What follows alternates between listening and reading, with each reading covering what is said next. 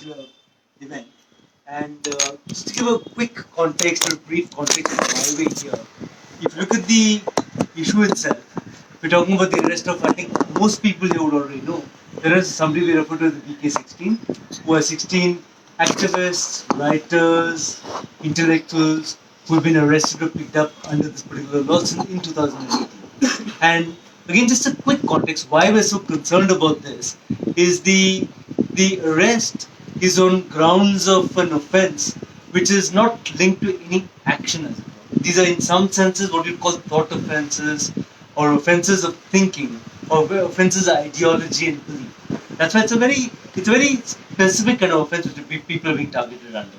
And of course the scary part of it or the worrying part of it, how we choose to phrase it, is that for thinking certain thoughts or for believing in certain ideas, people are in jail of 5+ years. That's almost outrageous by any stretch of imagination within a democracy. Right? And that's the broad kind of a framework. Again, we go to who are the BK16. By now, everybody knows. I'm not going to go into the details of who the BK16 are. But the point being that till today, 5 years down the line, right, if you look at the entire what's happening, one person, of course, is tragically no more with us with his father's stand. We marked his death anniversary just a month or so ago. Uh, 5 people are out in jail with Vernon and Arun. It's 5 people who are out in jail. One person is under house arrest with Gautam Ravlaga, and then 9 people still in jail. Right. So there's still a lot of work to be done in terms of saying how do we get all of the BK16 out out there. That's the larger challenge before us.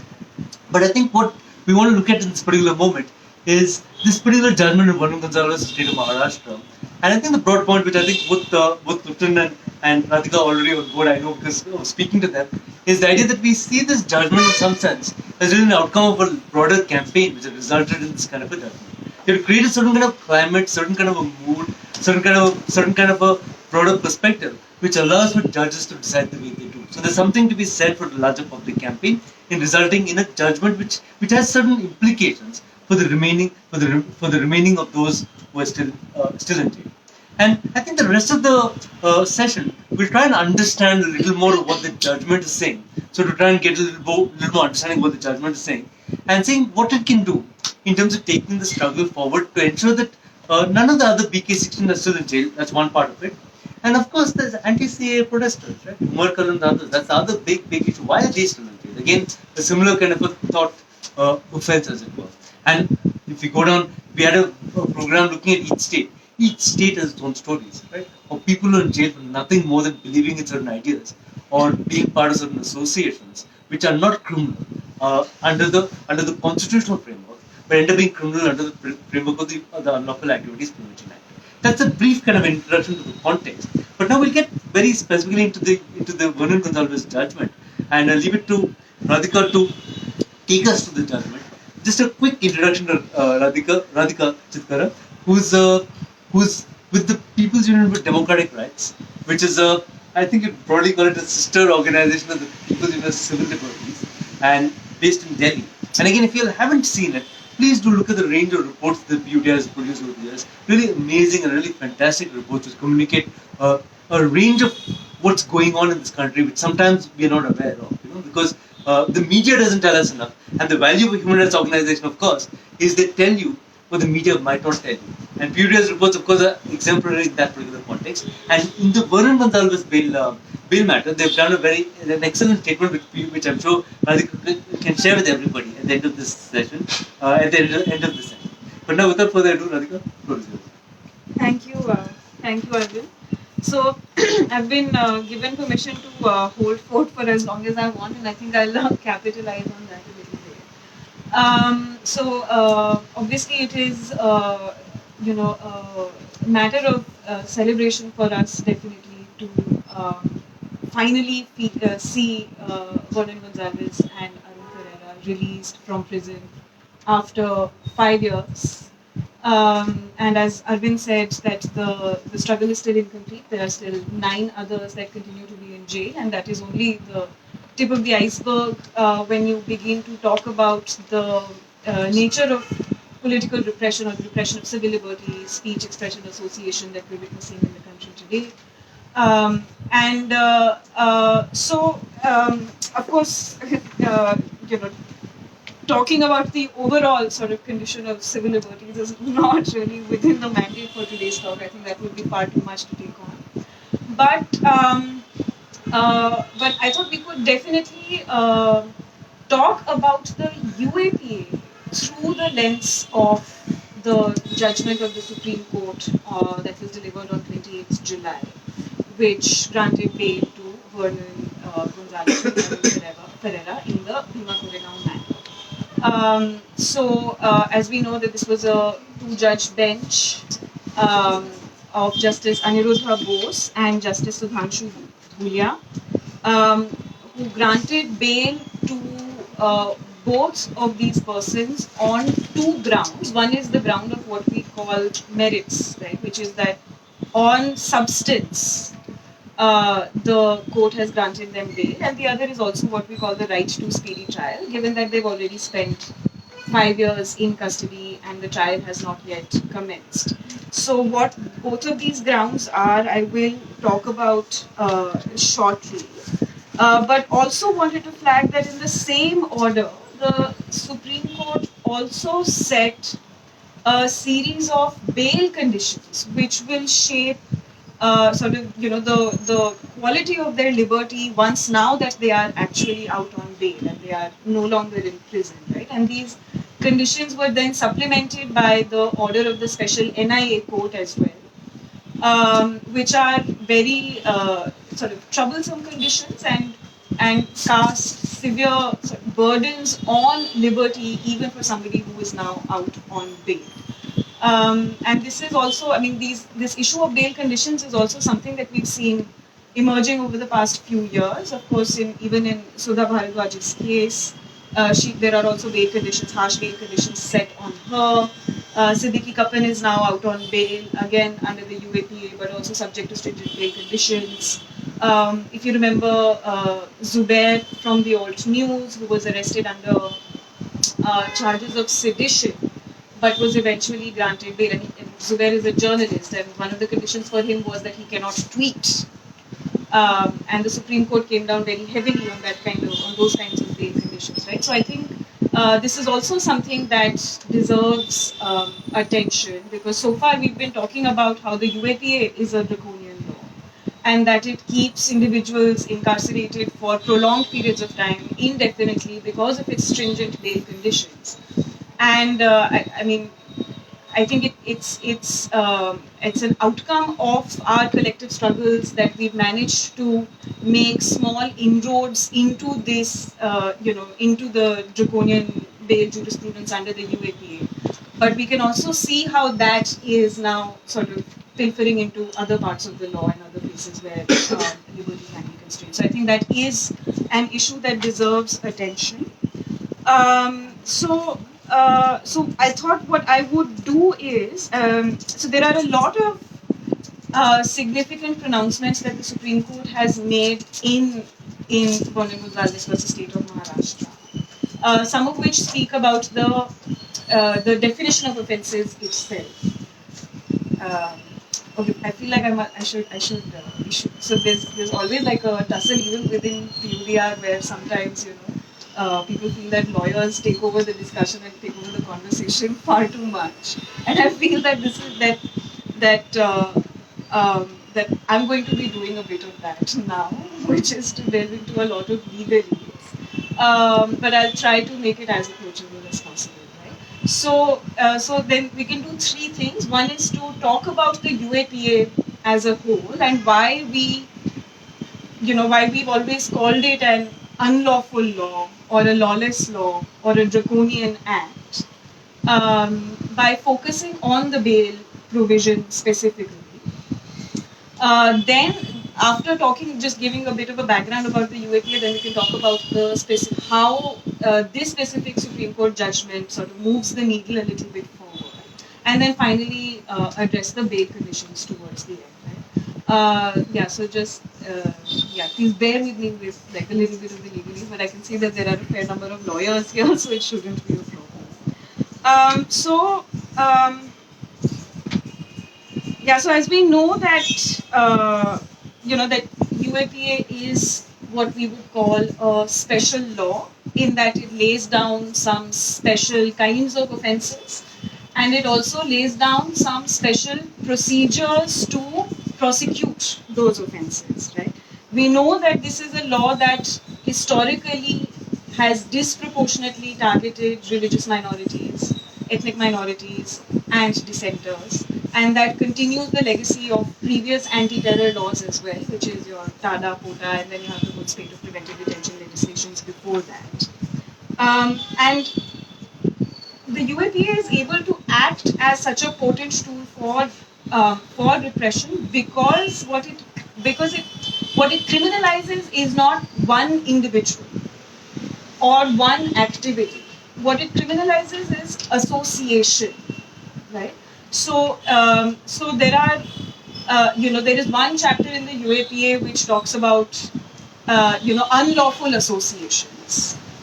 And then there is another chapter in the UAPA that talks about terrorist organizations, right? And what is different between an unlawful association and a terrorist organization is, there is substantive overlap between the two.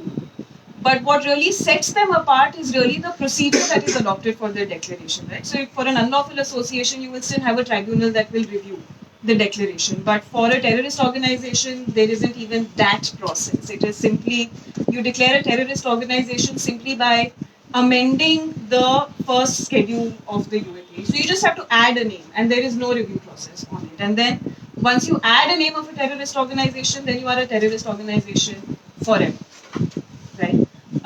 So again, there is one chapter which will deal with offences related to membership or support to unlawful associations, and then another chapter that will deal with membership and support to terrorist organizations, which is still different from a third chapter which will deal with terrorist activities itself, right? So, we can think about the unfairness of a law in many different ways. We can say that a law is unfair when it is vague. We can say a law is unfair when it targets specific groups of people. We can say it is unfair when it allows for, a great arbitrariness in its application, but it's also unfair when it is so confusing for an ordinary person to really understand what lies within the scope of the law and what doesn't. And I feel UAPA is one of those laws that is all of these things, right? So if we talk about this distinction between unlawful and terrorist associations and activities, etc., one key difference again lies in the bail provision under the UAPA. In that, whatever the unlawful things are dealt with by the Code of Criminal Procedure, but whatever is terrorist is dealt with specifically through the provisions under the UAPA, right? So the UAPA provides for us for a specific bail provision to deal with offences of a terrorist nature. Yeah. So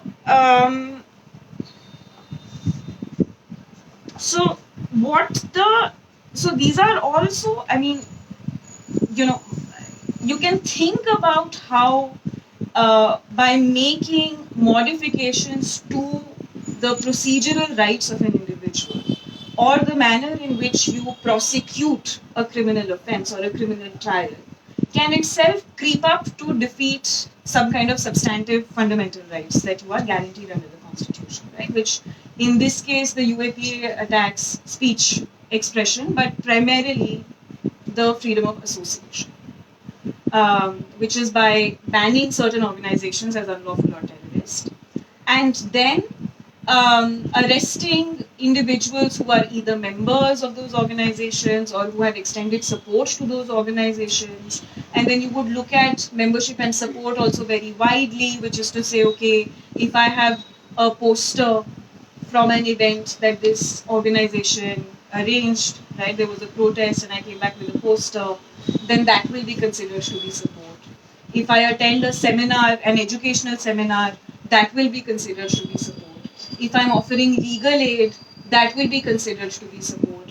If I'm reading a fact-finding report, that will be considered to be support. So there is an entire sort of category of offences which are based simply on the confiscation of literature, what comes to be called banned literature, whereas the literature itself is never banned. This is like having the Communist Manifesto or having books by Mao in your house. These are not banned books.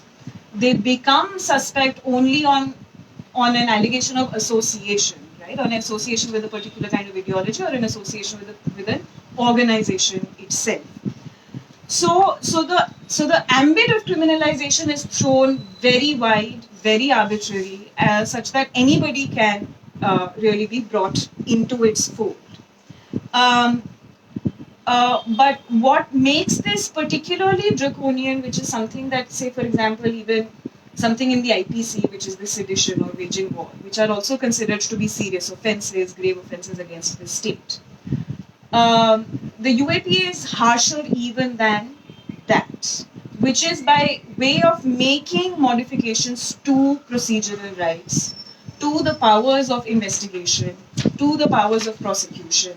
So, for example, in the UAPA, the courts are empowered to deprive you of the right to a public trial, right? Which means that the trial against you, at least to some extent, can be held away from the eye of the public, right? So that there is no kind of media presence not allowed. Journalists, activists cannot be allowed to be in the same room to witness what is going on in the trial. But the most sort of stringent provision here is the bail provision, which is under section 43D5 of the UAPA, which applies only to terrorist offences and not to unlawful associations. So what would happen ordinarily if you commit a criminal offence and you are arrested for it? Maybe it's theft, maybe it's murder, maybe it's any case of sexual violence or hate speech, etc. What would happen is that you would be arrested, and then at some point before the trial concludes, you would probably apply for bail, pending a final determination of your guilt, so that you can be set at liberty, right? And the principle behind this is basically a liberty interest, right? That at this moment in time, you have not been convicted, right? The allegations against you have not been proven beyond reasonable doubt, right? And so, from the lens of the legal system, you are still to be presumed innocent, right? You cannot be kept in custody as if you are serving out your sentence, right? Because that can only happen once your guilt is actually lawfully established. So, the Constitution now, the right to bail is recognized under Article 21 as an aspect of the right to life and personal liberty. It's recognized as an important element of the right to fair trial, as of the right to the presumption of innocence, which we consider to be so cardinal to criminal jurisprudence. So what would happen under a so-called ordinary offence of theft or murder, etc., is that once you apply for bail, it is the judge who will decide, right, whether to give you bail or not. And in making this decision, the judge will think about your liberty, your freedom, and they will try to weigh that against some needs of investigation or the judicial process, right? So you want to make sure that if I release this person on bail, they are not going to go and intimidate a witness, they are not going to tamper with evidence, they are not going to abscond, they're going to show up in court, things like that. And so in this matrix, the court might also look at, for example, the gravity of the offence that you have been suspected to have committed, right? So if it's a very serious offence, then the judge might be circumspect about granting bail. But that doesn't mean that somebody who is alleged to have committed a very serious offence will not be granted, right? It just means that the judge will take a call on it. They will evaluate factors. And the reason is still the same, because at this point of time, you are a presumed innocent person. Your guilt has not been established, right? So you are entitled to your liberty.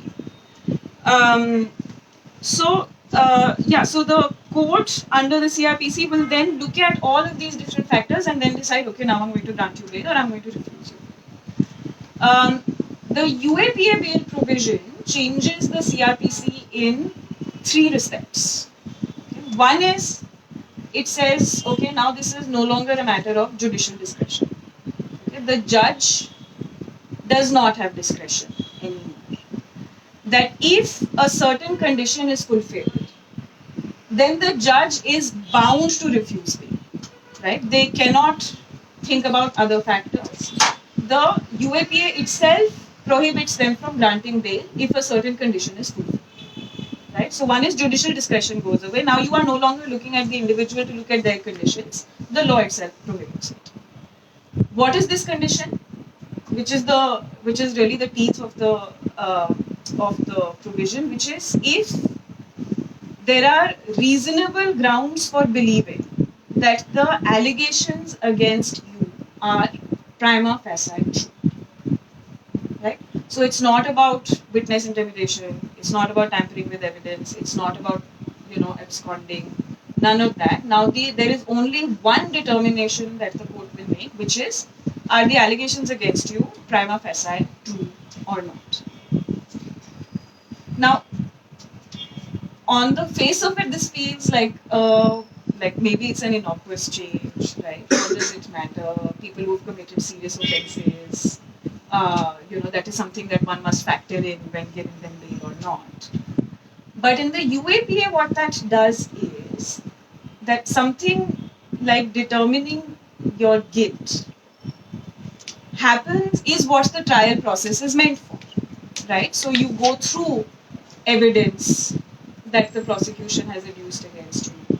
You go through, you examine witnesses, you cross-examine witnesses, maybe you will inspect some weapon that has been recovered from the side, some forensic evidence you might want to look at, right? The opposite side also gets an opportunity to cross-examine and see whether all of this evidence actually makes sense or not. Can it establish my guilt or not? What the UAPA does is it shifts all of this process to the bail, right? So now you are looking at, without going into evidence, right? Without going into whether this evidence is actually truthful or not, whether this evidence is actually reliable or not, whether this is something that the court can actually use or not. You are deciding that this person is guilty, and because they are guilty, they cannot be released on bail. Right? So the trial process becomes sort of an appendage to the criminal justice machinery, which is actually where the core of the core of the trial, the criminal justice process is the trial, where you go through evidence and the state has to justify the allegations that it is making against you. What the UAPA bail provision does is to sort of make that less relevant and shifts all of that to the stage of bail itself, right? So now the state does not have to do beyond reasonable doubt, right? We've all heard this phrase that you have to satisfy beyond reasonable doubt, which means that there should be no scope to doubt that you are guilty, that you have actually committed the offense.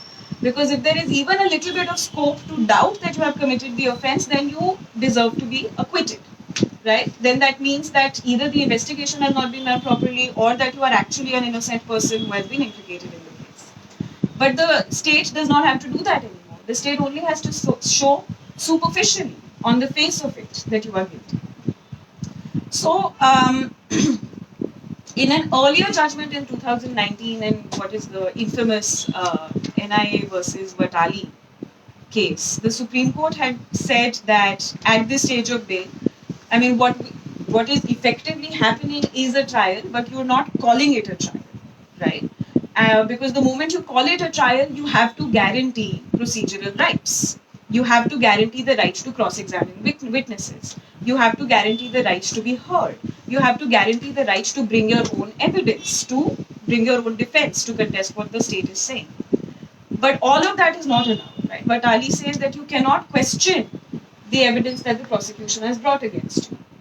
you cannot question whether that evidence is truthful or not. You cannot question whether that evidence is reliable or not.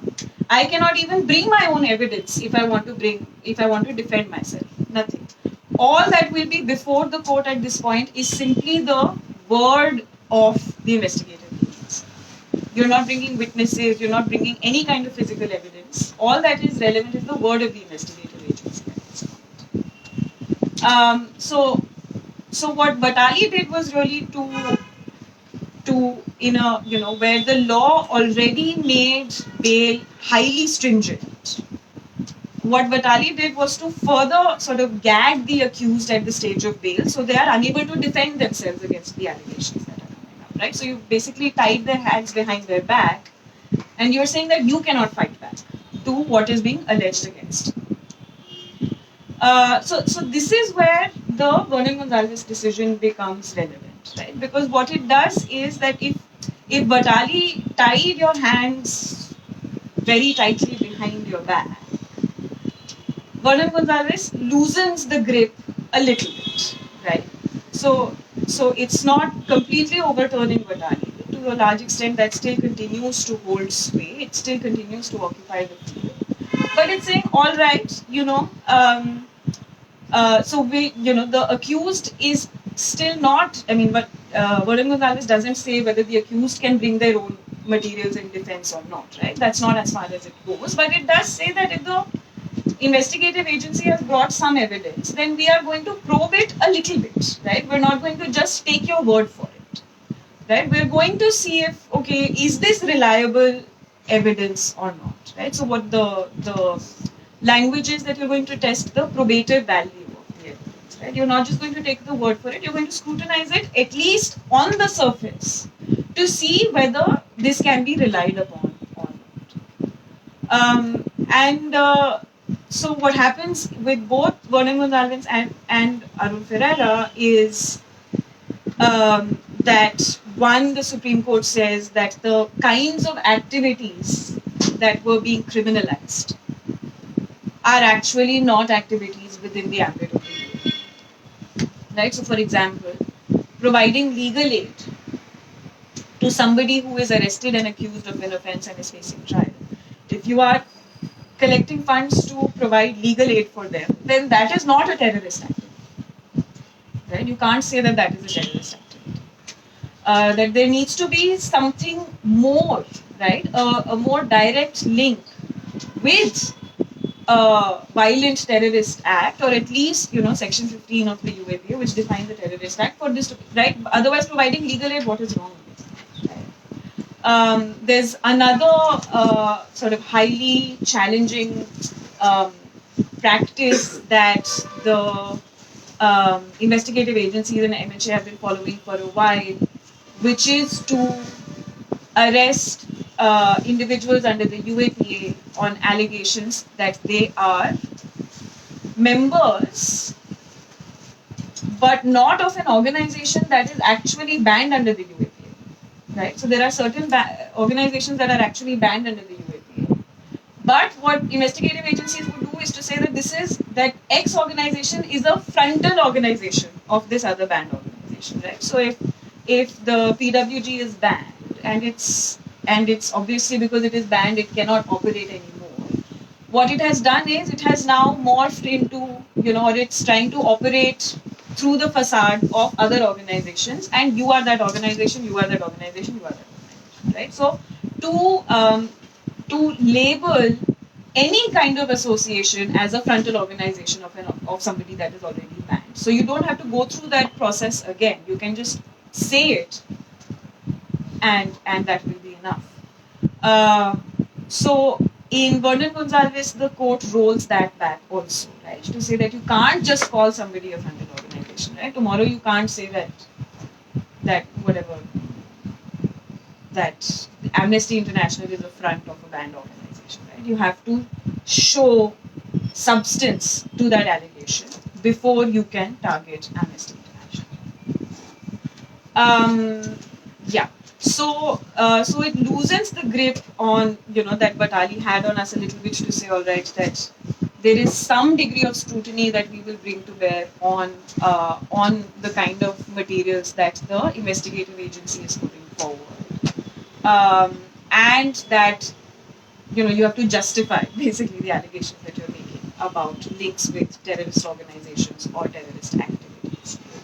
And on both of these grounds, the court found that there was actually that there was either no substance behind those allegations, or even if there was substance, it was not reliable substance or not reliable materials. Right? And so on this basis, they were granted bail on merits. Right? So this is the merits stage of it. And then, of course, on the K. Najib standard, which is to say that that irrespective of the harsh bail provision under the UAPA, because this is a law that enables prolonged incarceration before a conviction, right? Because we also know that this is a law where once a matter does go to trial, right? Once a court is actually able to look at the evidence properly, only 3 to 5% cases end up in a conviction, right? So which means that most of these cases, the evidence is actually not reliable, but you're able to accomplish the same result by just denying them bail,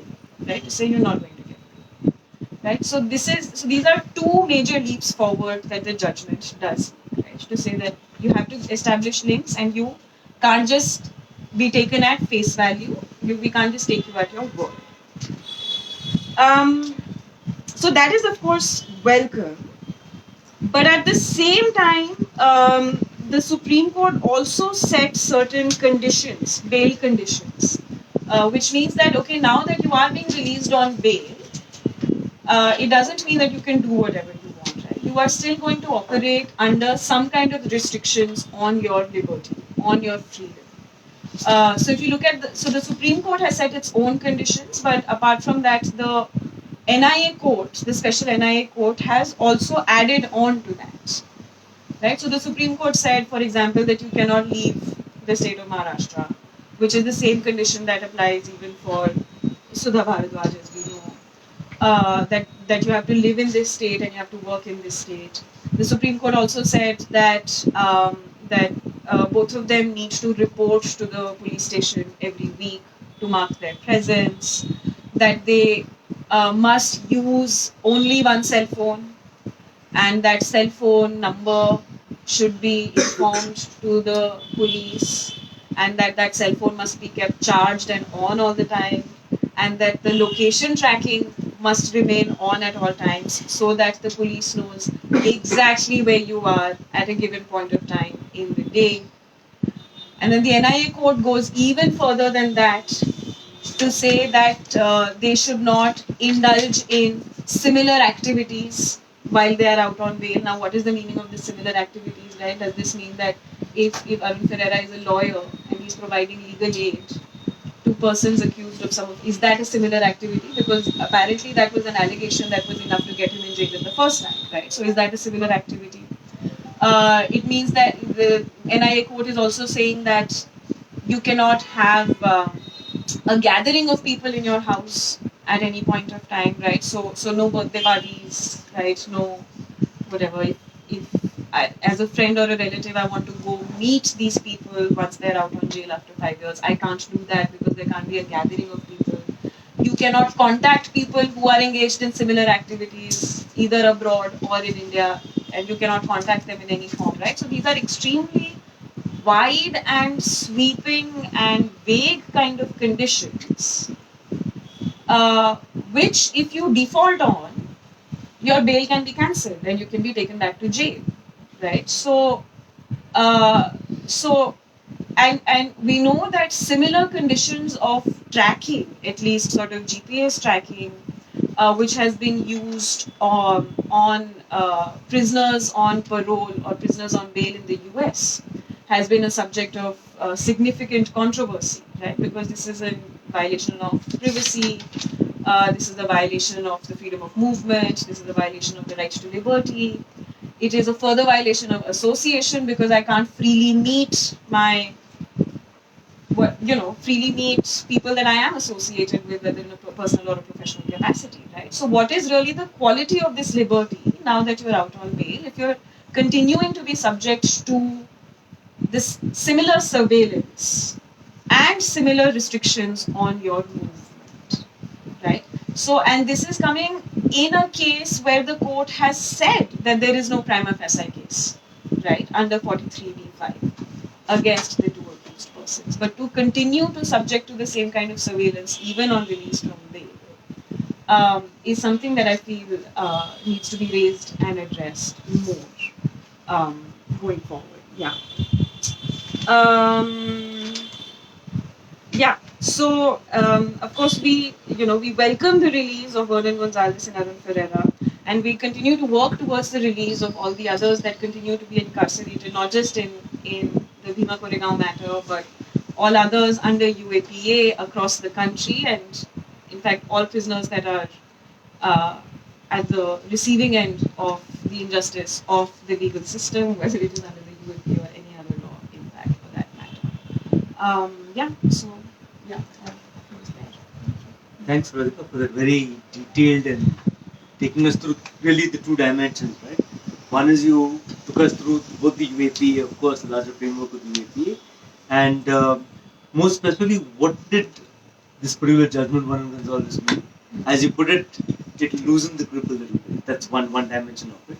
But the second dimension, of course, which we need to pay very serious attention to, is the nature of the bail conditions and how they continue to restrict liberty in a way which is not in conformity with the constitutional reality. So thank you for that. Before going to Clifton, we should announce that we'll do a translation in Kannada. Very, very important. But is there anybody who feels we should do it, or ಯಾರಿಗಾದ್ರು ಕನ್ನಡದಲ್ಲಿ ಅನುವಾದ ಮಾಡಬೇಕಾಗುತ್ತಾ?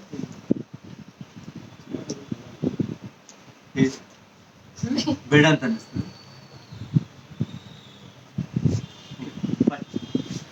And next time we'll just take it as a practice to just do it, I think, before we announce it. But yeah, close yours. Hi. I think Radhika kind of put it on it. This is just. So, I mean, I kind of figured that you're going to go into this in full detail. So I thought I'd just do a couple of things actually. One is UAPA. UAPA actually is a very old law. It's a statute that was passed in 1967.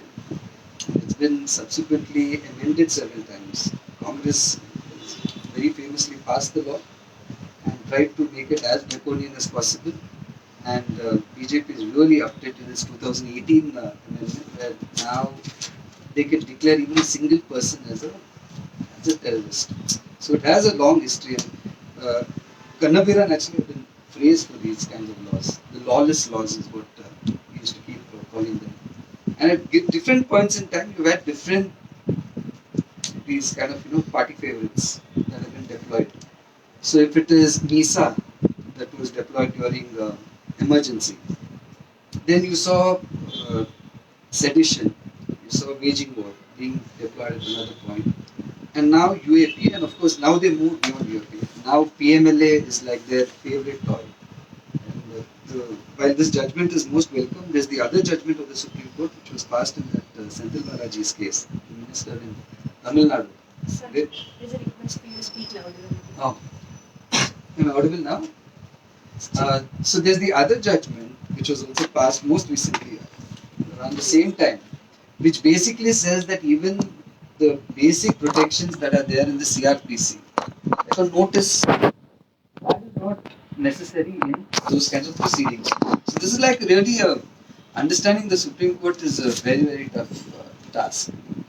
And I think a lot of times it's also the judges that are passing the judgments that kind of have some amount of say in terms of how they understand the law. I think now if you look at UAPA, I think I've laid it out complete this. I really don't need to go into it. Bail is a very big problem basically, and pre-conviction incarceration or pre-trial incarceration, that is the biggest kind of punishment that you can have.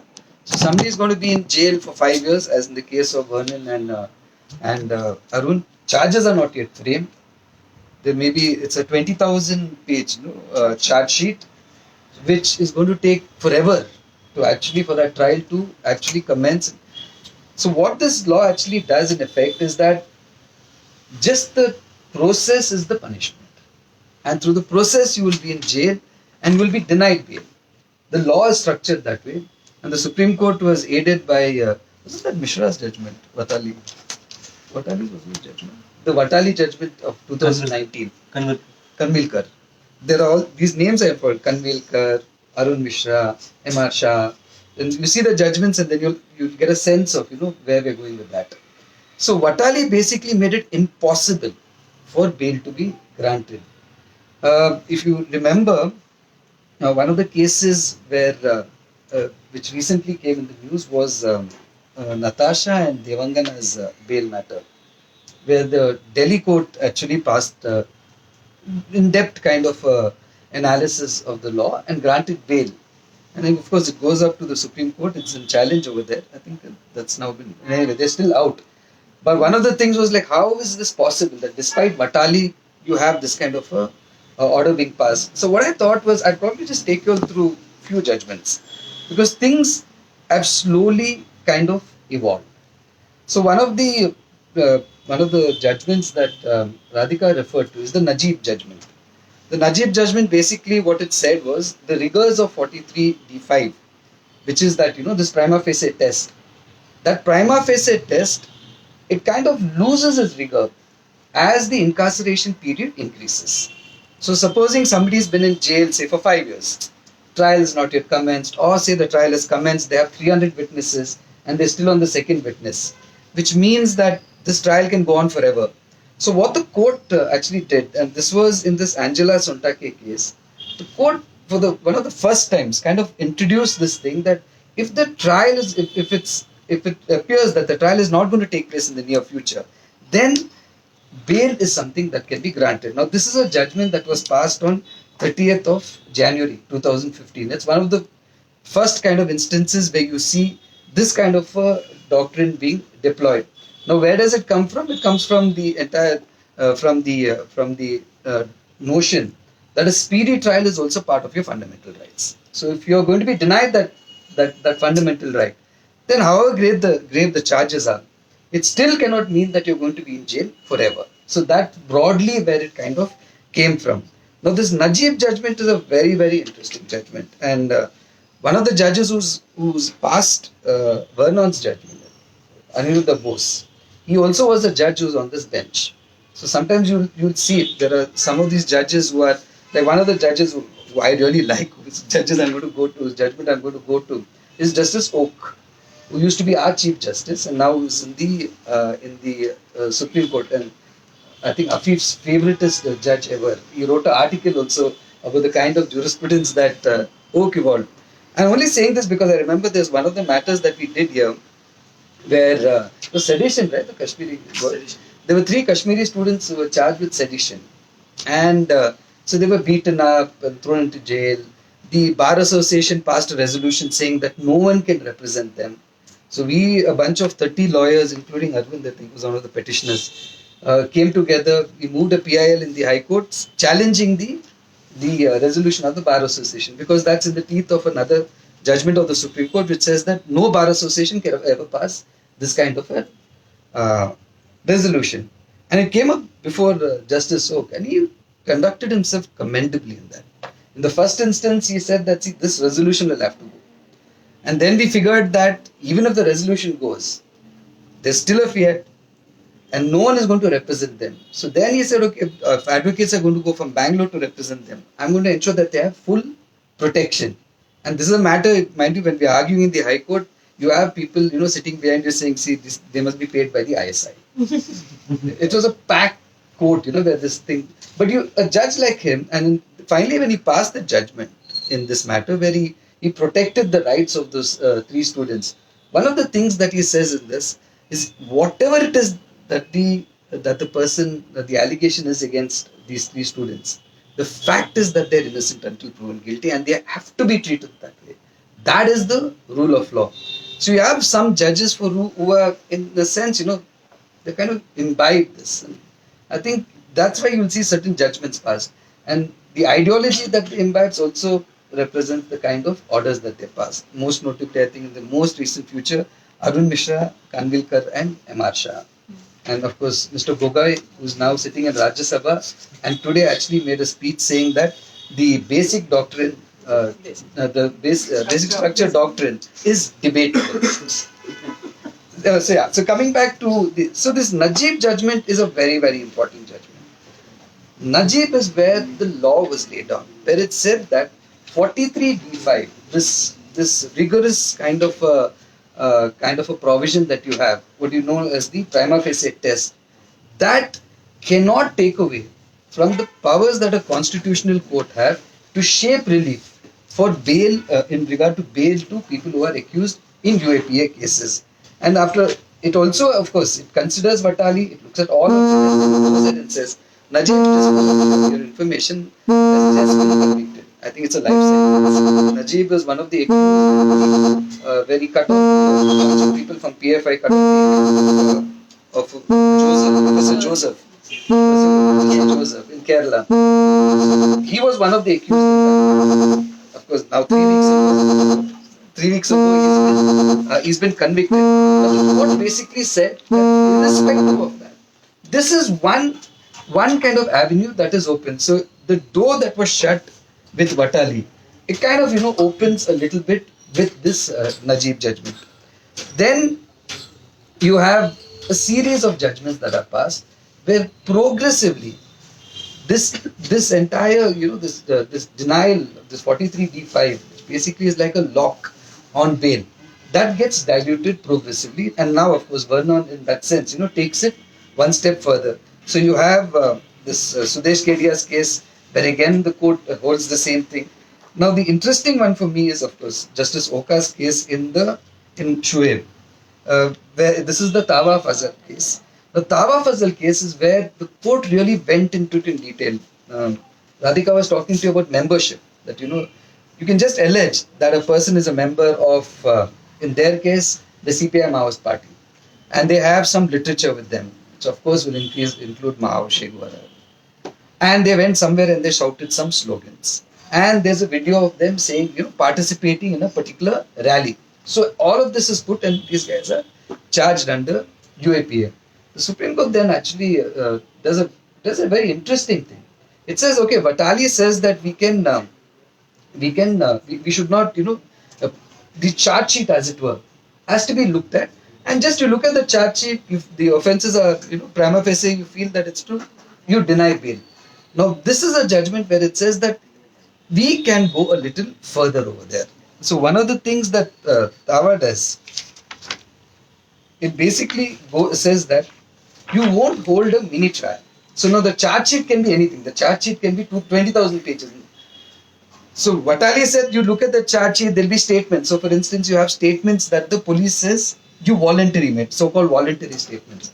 A voluntary statement basically is a admission of, it's a confessional statement. It has no value in law. Section 25 of the Evidence Act says it has absolutely no value except on the basis of that statement if you are able to recover some fact to make it understandable. Supposing I'm accused in a murder case and I have given a statement to the police saying, yeah, so and so I went there, I did this, and then I went and murdered that person, and I went to this particular pond and I threw my knife over there.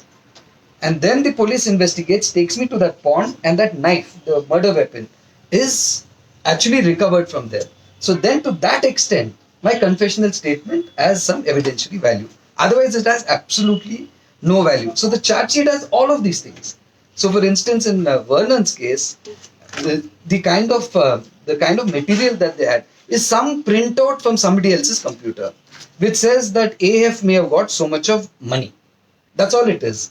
So if you went by Vatali, all you will do is to say that, hey, the account statement is there, AF is probably Arun Ferreira, so prima facie, case is made out, you will get denied bail. Tawa kind of opened the door on that and said that you can look at it. You can try and see whether actually a prima facie case gets made out. This, in a way, I think, this judgment, one of the judgments that takes it beyond just looking at it is another judgment of Oak. Now, this is an extremely interesting judgment of Oak. This is in 2023. This case, in fact, is quite interesting. This was where a sitting MLA and an ex-MLA were killed, and so you have these people who are accused of that murder. It's a UAPA matter. It goes up to the Supreme Court. In that particular case, Justice Oak, it's a bench of Justice Oak and Rajesh Pindar, but it's a judgment written by Justice Oak. What he does, he says that you're relying on all of these confessional statements of these accused, and that's the single basis for you to say that they should be denied bail. And he breaks down every single one of them, and he introduces the Section 25 test, which is not done before, to say that even in this charge sheet, it has this confessional statement. If you look at it just at face value, it says that, yeah, I went, I killed, I did that. But if you were to look at the value of that confessional statement, then it really has very, very little evidentiary value. So on the basis of that, Justice Oak then he goes on to grant bail. And now you have the judgment in Vernon's case. So for me, I think, Vernon's case, in a way, there are 3-4 things that it does, which kind of opens the door a little more, makes it more possible for accused to get bail under UAP, and not necessarily because you spent 5 years in jail. Even before that, you remember also Siddiqui Kappan, who was also charged under UAPM. He got bail, and to the best of my knowledge, it was 1.5 years. On Najib grounds. Najib grounds. But Najib grounds is basically prolonged incarceration. If you look at Siddiqui's incarceration, by that logic, it was around 1.5 years. And of course, he gets bail. But Vernon, actually, this particular judgment, I think, is very, very important. One of the things that happened when this FIR was filed, and then you had the first set of arrests. 8 people were arrested, primarily the Kabir Kalamanch people. I think Suresh Gadling. 6th June, 5 people were arrested. 2018. Yeah. Rona, Surendra Gadling, Sudhir Davle, then and the Kabir Kalamanch people. So you had a bunch of people, including Romila Thapur, who approached the Supreme Court, saying that, because everyone knew that this is such a concocted story, and you're spreading the web so wide now, anyone is going to be caught and thrown into jail. The Supreme Court dismissed that petition. It was with a dissent by Chandrachud. But one of the things that Romila Thapur, the majority judgment, said was that you are not being, you're not incarcerated, or you're not being, you're not caught in this case because of some freedom of expression kind of a issue. It is because of your association with members of certain organizations. Now that, I remember when we read that judgment, the first thing that came to our mind was, this is like a death knell for them insofar as their trial is concerned. Because already there's a finding from the Supreme Court on this. Of course, criminal courts, you get over it.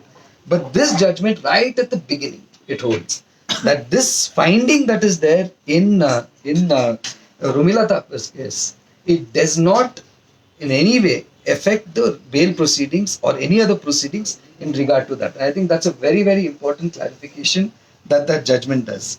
The second thing that this judgment does is that this notion of membership, what it says, and again this is developing on what Justice Oak says in his previous 2 judgments, is that mere membership also is not enough. So even if you have prima facie material to show that a person is a member of a particular party or some banned organization, you have to also be able to show that there has been some intention or indulgence in some terrorist act.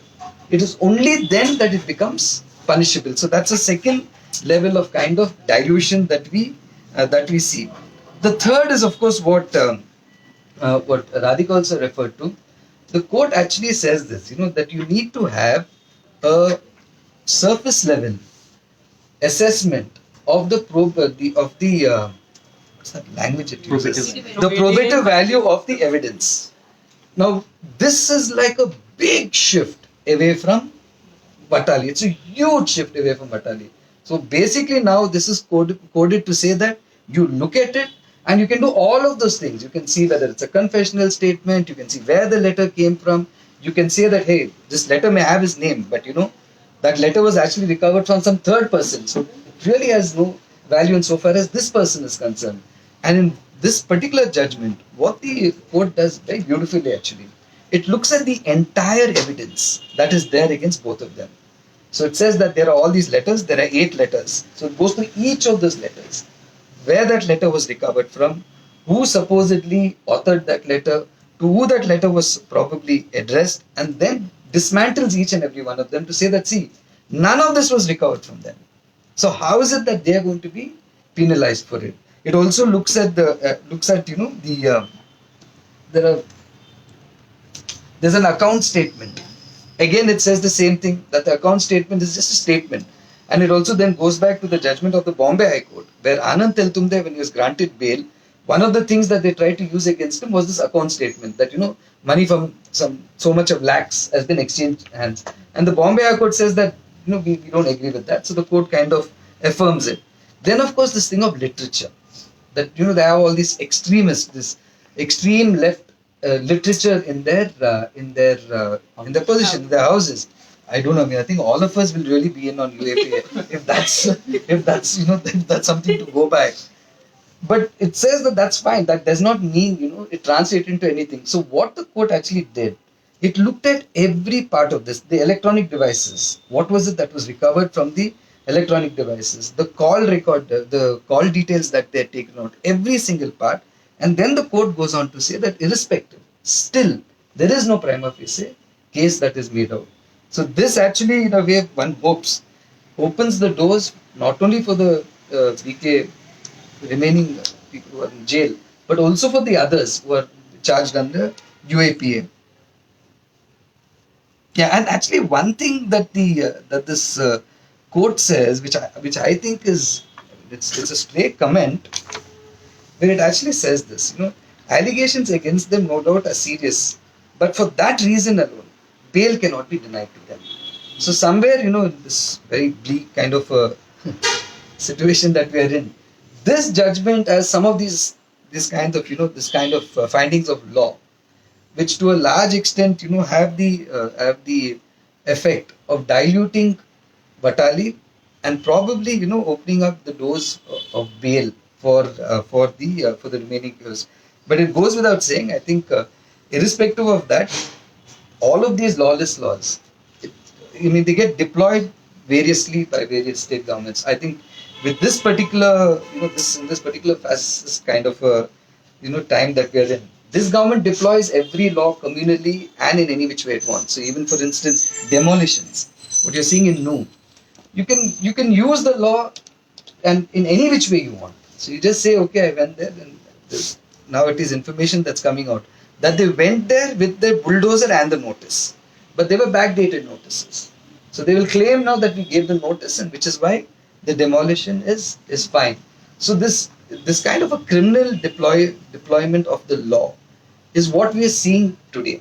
And in such kind of a scenario, if you have a judgment like this way, I think somewhere it kind of offers hope. I don't think it can redeem the courts. That definitely it can't do.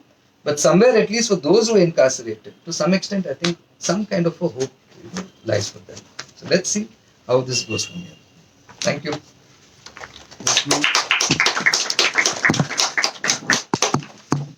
Vipin. I think the idea of how we think of Vernon's judgment in the context of the other judgments, and how this is, I think, to the certain kind of a nice flow, where you also indicated that the way in which it further loosens that grip, as it were, and the idea that this, what does it mean to do a surface level probative analysis of the evidence? I think that point came across well for everybody, really, lawyers, non-lawyers, everybody.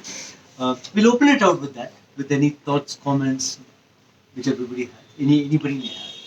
How much of a problem is this business of charge sheets and trial court judgments running into thousands and tens of thousands of pages? I remember Mr. Hargopal, he once spoke at the IAC, Chochigala IAC, organized by students, of course. And he was saying that the judgment in the Hargopal case ran into, I can't remember if it's 500 pages or 5,000 pages, something like that. And the level of the standard of English in that judgment was of a level where, the judge didn't have that kind of language. He didn't have that command of English. And so obviously the implication is that it was handed to him and he passed it. Handed to him probably by the prosecution, by the police. How much of this is what you have seen? Do you want to take 2, 3? Yeah.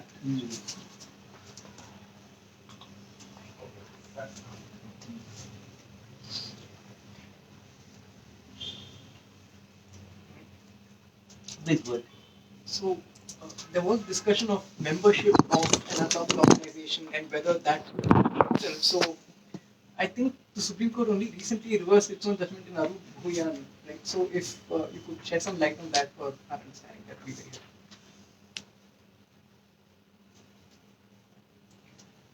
Okay, I think we'll begin with these two and then. I'll take up first. So, in 2011, there were 3 sort of consecutive judgments by the Supreme Court on the same point. Right? Some of these, I mean, not all of these judgments were under the UAPA. Some were also under TADA. But the issue was the same, right? Which is, so remember, all of these laws, you declare an organization as unlawful, right? You are banning an organization. The issue in all of these cases is, okay, once you have banned an organization, is everybody who was a member of that organization now a criminal in the eyes of the law, right? Or must you also show that this person was a member, but that they actually did something terrorist while they were a member, right? So, if, for example, and I'm taking examples that came up during the, consecutive bans on the SIMI, the Students' Islamic Movement of India, which was first banned in 2001 and then subsequently, I think 8 times after that, it continues to be banned today. There were, in one case, for example, there were about 196, if I'm not mistaken, persons who were arrested for being members of SIMI with the allegation that they had attended an educational seminar organized by the organization. Or in another case that came out in 2011 Supreme Court case, the issue was, okay, if you have provided medical aid to a member of a banned organization who has actually done a violent act. So in fact, the same Najib case that Clifton was talking about, which is of the chopping of the hand of a professor, it was in that same case, there was another person for whom this issue came up, right, who had provided medical aid to a PFI member who was injured during the attack, right? PFI was not even banned at the time. PFI comes to be banned only last year in September, 25th September, if I'm not mistaken, right? So PFI was not even banned at that time. So is providing medical aid to a person who is a member of a banned organization, is that also unlawful? Is that also terrorist, right? So how far are you going to extend that link of membership? So in 2011, the court said, no, you can't just keep extending that indefinitely. So membership per se is not criminalized, but you need to show that this person actively furthered the illegal activities of that organization, right? So if you have banned SIMI allegedly for being involved in terrorist activities, then everybody who is a member of SIMI will not automatically be arrested under the UAPA. You must arrest only those that were part of that exercise of planning a terrorist activity. So this was all 3 judgments. This was Indra Das, Ranif and Arup Bhuyan, which were decided in 2011, which came to the same conclusion. This was reviewed by the Supreme Court and the judgment came out in March of this year, where the Supreme Court said membership per se is enough. Right? You don't have to show actively furthering terrorist activities or unlawfulness. You have membership per se is sufficient, right? But what is important is that Arup Bhuya 2, which is the review petition, came out in the March judgment this year, limits this interpretation only to unlawful associations and unlawful activities, right? So, like I said earlier, you have unlawful associations and you also have terrorist organizations. You have membership through unlawful associations and you have membership of terrorist organizations. So, this membership per se standard, which we also call the passive membership standard, applies only for unlawful associations. It does not apply for terrorist organizations, and that is something that was clarified in another case that Clifton quoted, which was Twaha Fazal. Right? Because these are separate. Section 10 addresses membership of unlawful associations, 38 addresses membership of terrorist organizations. So Arup Bhuya 2 does not address 38. It only addresses 10. Yeah. Which means that, yeah, if it's a terrorist organization, then you still need to show actively furthering some terrorist activity. I don't No, know. that's, I mean, said it. Just Yeah. that actually, this judgment talks about Arubuya, and it kind of summarizes it to say that now the law as it stands, Arubuya, by the way, was passed by Kaju.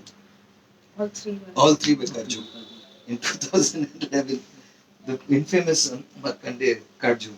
But that judgment, those judgments saved so many people. Yeah. But now Mr. Shah, I think he sat on the MR. review MR petition Shah on was this. the So basically, this what they've said now, what at least Vernon is kind of interpreting in Vernon, they're interpreting Arun Bia to mean that only if you continue to be a member of that organization even after it's banned, then you are liable to be whatever brought within the gamut of some kind of criminal. Otherwise, not. So let us see. We'll have to see how this is going to play out. But yeah, this charge sheet thing it's become something that they're doing continuously now. So whether it's even CA, the CA anti-CA, all of the friends who are in, the charge is 10,000 pages, 15,000 pages, 20,000 pages. It comes in, literally push it in carts. So it is an extremely serious problem. But that is something that we've been seeing for a long time. It's not, especially in these lawless laws, Dada, for instance, Pota, Coca, all of this problem has been there. Definitely it is. And also then now, this trial is being held in Pune. That is the biggest 15. And most of it will be in Marathi. So then, how do you even conduct, the trial? So then translations, that it obviously is a big hurdle in terms of access to justice, in terms of having a fair trial, and it's a conscious kind of a thing that is done. There's this show on Netflix that just came out a few months ago called Scoop, which follows the trial under the MCOCA, the Maharashtra Control of Organized Crime Act, against one journalist. And there's a beautiful shot in that show where, I mean, for a few episodes, the story has been tracking how this person who is in jail, this journalist who is in jail under MCOCA charges, is desperately waiting for her charge sheet, right? Because she knows that is like a sort of like an event in her proceedings that will then decide whether she is set free or not. And there's a wonderful shot where you're in the court and you have these three people lifting a heavy trunk, steel trunk, onto the table, opening it, and then pulling out like reams and reams of charge sheet from there. Right? So, but this is also like I'd say it is an investigative practice that at least, I mean, that has some uses in the law as well, right? Because then if you keep filing supplementary charge sheets one after the other, then you are, number one, prolonging investigations indefinitely, and you are delaying the trial, right? You are not letting the matter reach to trial because you are just taking 5 years, 6 years to just do your investigations. And then there is a certain kind of visual effect also that a 20,000 page charge sheet has on any judge, right? Even a conscientious judge would look at a 20,000 page charge sheet and say, okay, kuch to, there must be something to this, that now, that there is so much material. Um, and, uh, um, maybe this is not like a generalizable claim, but at least whatever little research I have been doing into UAPA prosecutions, you can see that there is a marked difference between a charge sheet that would come from like a state police versus a charge sheet that would come from the NI. Right? That I would still see like a state police charge sheet that would be this big.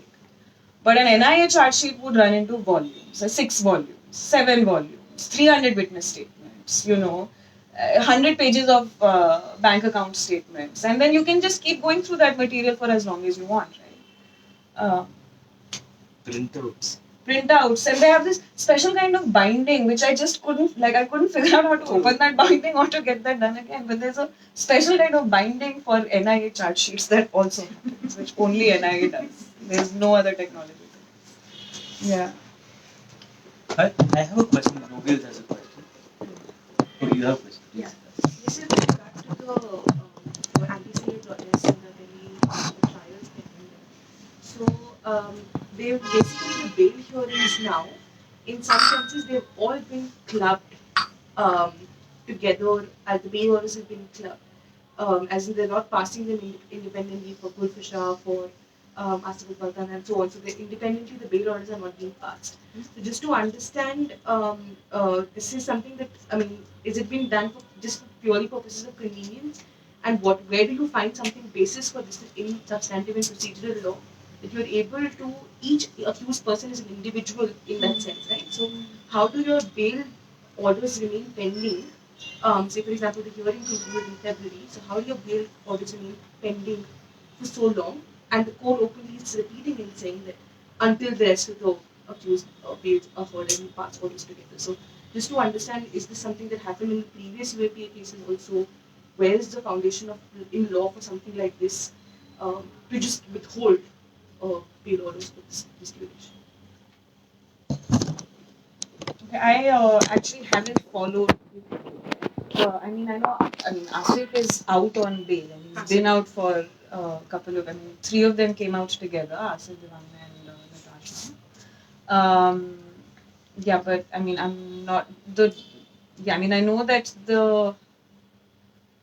On charges there has been a fair bit of issue, but do you know about this bail clubbing? I'm actually not aware of. Yeah. Basically, they've been saying that they won't pass the orders until all others were still in, apart from Natasha Devangana. Yeah. Gul is still Yeah, in. yeah. So, and now the judge is Umar is still in. transferred. Yeah. So, I'm not aware.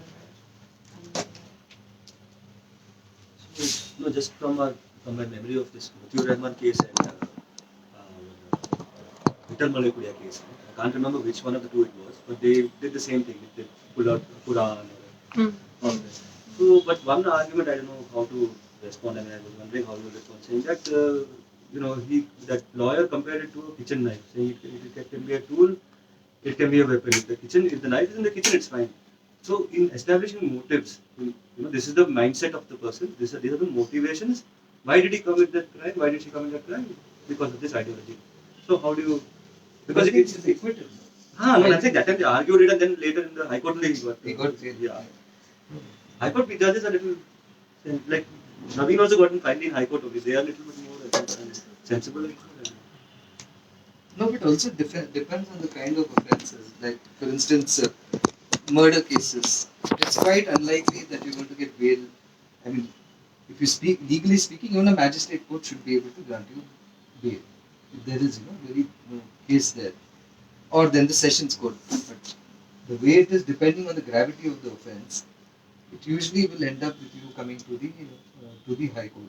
But then I know it's very different. It's very difficult to find a kind of pattern to that in that sense. I remember one of our people was in jail on a double murder case, and he was the first accused number 1, but we got bail in the sessions court. Sometimes you just you strike gold with the sessions judge, but otherwise, generally speaking, if the gravity of the offence is such, at least till charge sheet is filed, bail generally is out of the question. Because they would say that, see, we have to investigate, da, da, da. Then once the charge sheet is prepared, then you look at the charge sheet to see the kind of, what is the kind of evidence that they really have on record. And then a decent judge, should be able to, say that fine, now investigation is done, bail can be granted. But sometimes, political ideology and the kind of pressures that are there, it doesn't work that way. We'll continue the discussion, I think, post the when we get to the. But just to maybe wrap up a little bit, right? I think we're running out of time as well. A quick point is in terms of how do we take this forward is a question which I think lots of people can answer, but I'll just put it to you guys and maybe somebody else can also comment on the point.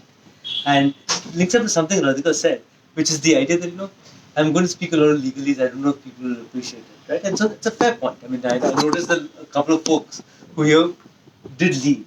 So I assume that it was a little heavy. It's very important, but at the same time it's heavy. So I think it's a challenge for all of us. How do we make this a part of a campaign which we can take forward in a way which communicates to people, as well as takes forward the question of the legalities within court itself. How does it become a issue which is more widely owned or more widely feel the passion that hey, this is wrong, this is completely wrong, this arrest should be happening. How do you create in a sense a certain kind of a mood or which helps get people out of bail or helps displace that presumption of criminality, which there it is in the media reporting, in terms of both the anti-CAA as well as the BK16. Anti-CAA is the most outrageous. I mean, what have these guys done? Why are they in jail? It's a question which you keep asking, and it's there's a lot to be said on this, I know, but just some quick thoughts, right? Or what a campaign can look like going forward, and how people here could be a part of a campaign.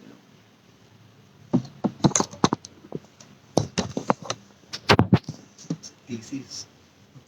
I think this presumption of criminality that you talk about, it's really not a. It has to be something that's understood and accepted. I remember the rape accused in Hyderabad, when they were encountered, they were killed in a police encounter. You had celebrations across the country. I remember there were celebrations in Bangalore as well, where sweets were being distributed. There was such our police is so I think but the same people will have like crazy amount of skepticism about the very same police when in another kind of a context. So how does one deal with this kind of very paradoxical kind of a situation where the kind of state that is there and the police as its instrument, which will probably just open innocence in numerous cases.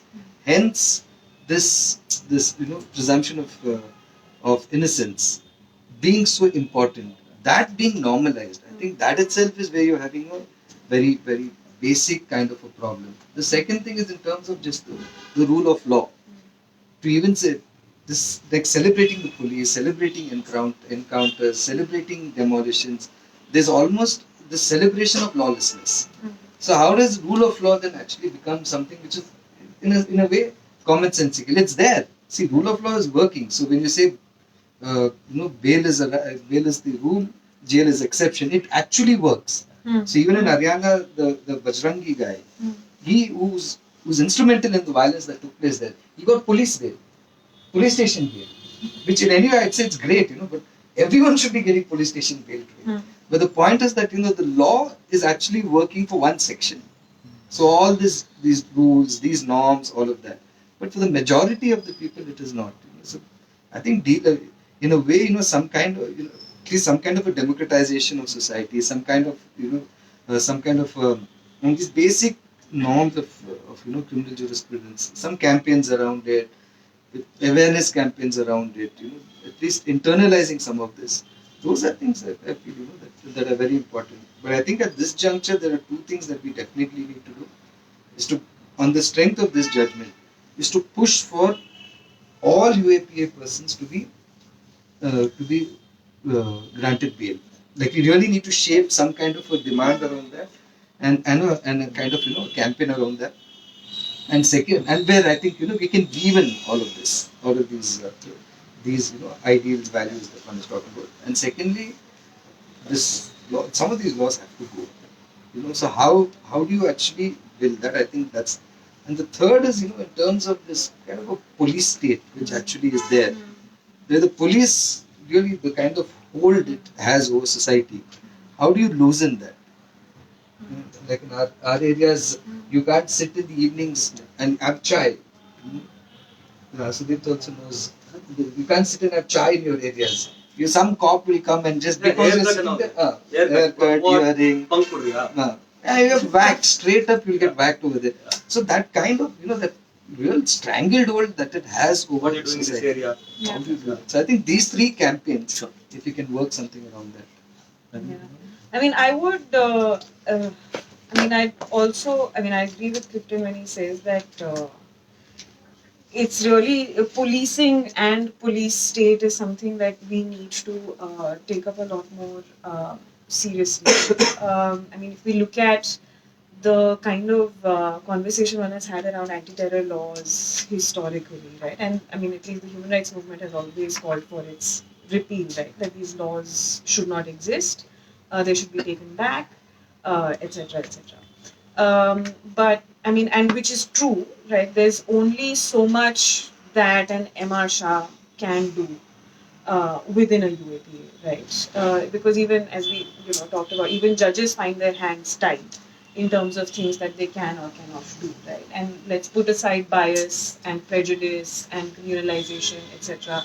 Even that apart, there is very little that even a conscientious judge can do to rectify what is the injustice in the UAPA, right? And this rhetoric of misuse and that at some point you need a good judge to step in and sort of limit the powers of the UAPA to its lawful boundaries is not something that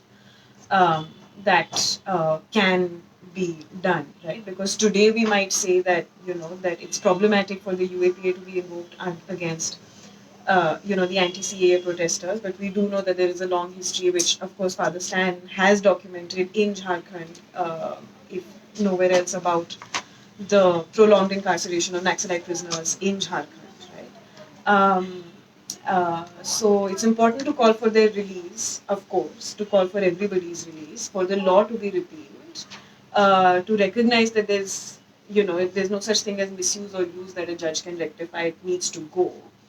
But at the same time, the NIA continues to exist or will continue to exist even if the UAPA goes away.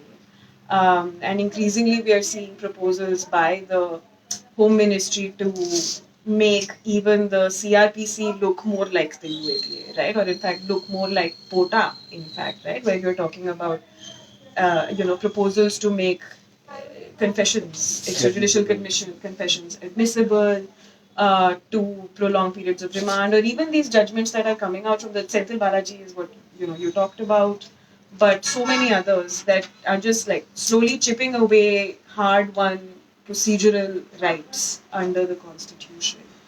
So the UAPA actually sits in the midst of very coercive institutions like your policing institutions, but also, there's a certain kind of normalization of abrogating privacy, liberty, due process rights, which one can see across the board.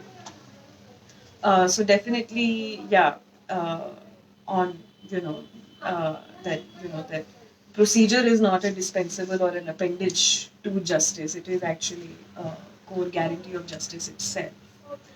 And of course, to also talk about institutions that are a part of the police apparatus and a part of the anti-terror apparatus that would continue to operate with or without the UAPA. Right? I just abused my chair privilege a little bit to get in 2 words, which is to say that both what Clifton and Radhika indicated, actually you go to Justice Khanna's dissenting opinion in Indian Double Court. He has the line which frames the entire judgment. He says the history of personal liberty is the history of the struggle of procedure. So that, in a sense, is really the point which he's striving towards. How you get to that broader consciousness around the question of procedure. But I think on the question of what one can do, and perhaps either Manvi or Aishwarya, since both of you are here, both of you are part of the campaign which everybody is a part of, right? And you can see the posters over there which also indicate some part of that the campaign effort. If you can share a little bit about what is being done, And what can be done as far as prisoners are concerned? In terms of, you think we can send letters to them? What are the things which can be done? So we can end on that note. I can start maybe Aishwarya, you can pitch in. So at the national level, there have been multiple rounds of conversations with friends and family members of those who are wrongfully incarcerated. Can you speak a little louder? The reason this is very important is that 5 years, 5 years is not just about the people who are inside, but for each visit when somebody has to, when they enter appearance, and when their family members and friends want to see them when they're being produced before, that's the chance of meeting them. That's the cost that incurs there. The kind how their lives get tied down to one particular city where they're in house arrest or they have been jurisdictionally police wise limited to.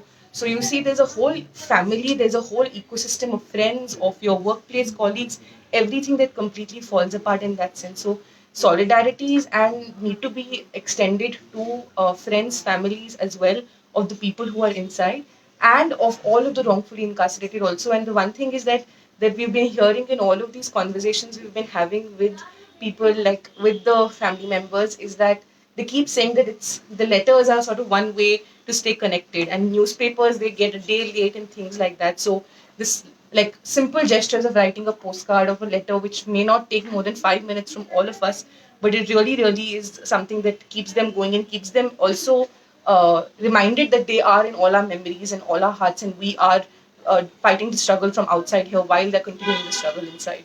So if that is something that can be asked from all of you, there's all of their names, postcards are all right here. We have their addresses, and we are in touch with the lawyers and family members, and through PUCL we can send those postcards, and it's really something very simple, but it's something that will go a very long way when it comes to them. So that's in terms of the messages. And the other thing, I was speaking to one of the friends of Mahesh Raut, Vinayak, and this is something he was sharing, that if people can also write letters to family members who are going and entering appearances, because the kind of emotional turmoil that they are through, seeing their sons and daughters and inside, and like Kulfisha's father's not been doing very well, and so all of these kind of things that are there. So these kind of, we don't have to know them personally. That's not the ask. If you just write a letter to the family members also and to those inside, I think that will just go a long way. And yeah, Aisha, if you have anything to add. Yeah, so this is a part, just to add a little context, when Father Stan passed away 2 years ago, the National Campaign to Defend Democracy was a platform that brought together about 160 organizations from the country, from trade unions, student groups, um, human rights groups, women's rights groups. So all of them came together, and it started with quite a strong campaign with regular events, explainers, presentations about UAPA, bringing together other accused and acquitted folks from the Adivasi community, Muslim community, and it started with many of these events. But it sort of, because of the number of things that are happening, there was sort of a lull. And again, now in May, it's restarted. What we're trying to see is now that at the state level, at the local level, can organizations also come together to restart? So 2 years ago, there was a Karnataka chapter for the national campaign, for the campaign to defend democracy. So there was a Karnataka chapter. If any of you are interested to join this effort, just share your email address or just talk to Manvi, me, or Arvind, and we can do something soon. So over here at this level, the postcard campaign is just one of the things that we can do. One of the main things that Arvind also indicated is that there's a dearth of information in Kannada. There's a dearth of any of this communication in Kannada. How do we talk about this? There's enough and more horrifying stories of UAPA in Karnataka that a lot of our friends have been working on. So this is something that we can restart. If any of you are interested, please share your names with me, Manvi. Thank you.